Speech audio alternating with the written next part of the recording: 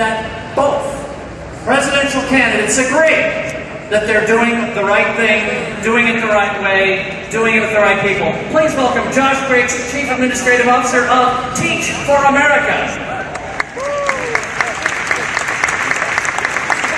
Josh, I can't think of any organization that I would rather have on the stage with us today in the city where the Board of Education is one of the world's largest businesses all by itself, where we're surrounded by great universities and some of the world's best schools, but all of them challenged by resource issues, by the demands of culture and society.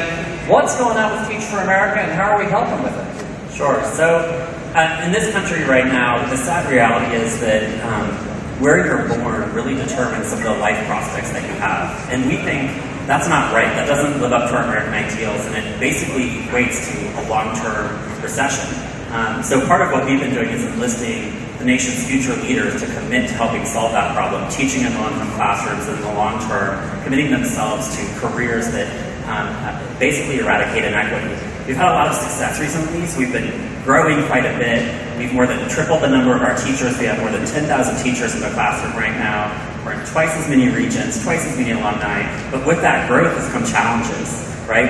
Internally, we have all sorts of processes and systems that are starting to break. We used to be able to rely on knowing the answer, knowing the person who had the right information. We're just too big for that now.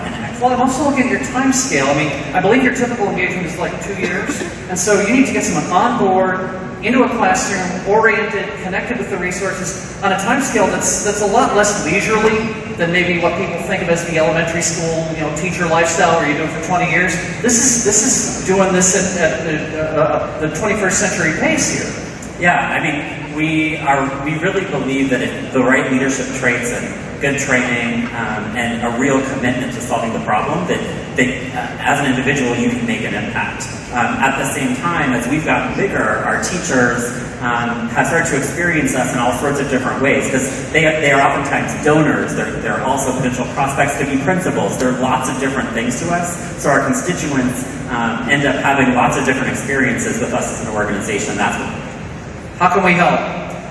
So Salesforce has also already been really helpful.